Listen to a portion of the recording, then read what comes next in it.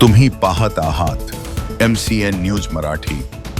अकोला जिल्ह्यातील मन नदीच्या पात्रात 4 बैलांसह झालेल्या अपघातात युवा शेतकरी शाहिद आसिफ देशमुख यांचा 7 ऑगस्ट रोजी दुर्दैवी मृत्यू झाला। या पार्श्वभूमीवर वंचित बहुजन आघाडीच्या पदाधिकारी व कार्यकर्त्यांनी रविवार 9 ऑगस्ट रोजी लोहारा येथे देशमुख कुटुंबियांची सांत्वनपर भेट घेतली।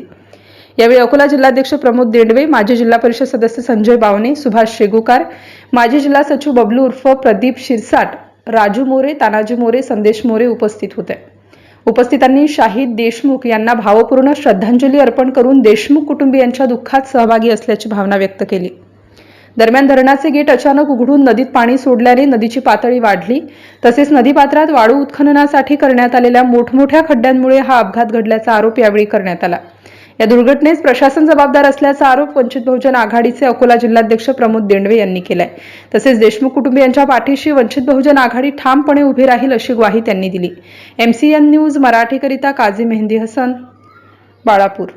2 दिवसाआधी लोहारा गावात मन नदीत एक युवक आणि 4 बैल याचा मृत्यू झाला।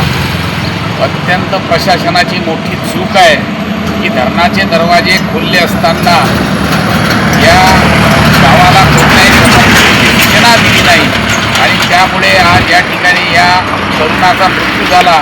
त्या मृत्यूलाही त्या नदीतले अवैधरित्या रेती उत्खननाच्या खड्ड्यामुळेही तो मृत्यू झाला। वेगानं पाणी आल्यामुळे त्या खड्ड्यात गोल भोवऱ्यासारखं पाणी घेतलं आणि त्या युवकाला त्याच्यात आणि बैलांना ओढलं गेलं। आज या ठिकाणी प्रशासन व या विभागाचा आमदार या ठिकाणी पूर्ण निष्क्रिय आहे आणि या संपूर्ण घटनेला या विभागाचे आमदार नितीन देशमुख आणि या प्रशासन जबाबदार आहे आणि या कुटुंबाला आर्थिक सहाय्य किंवा पूर्णतः मदत नाही मिळाल्यास वंचित बहुजन आघाडी त्या कुटुंबाला न्याय देण्यापर्यंत लढा देईल।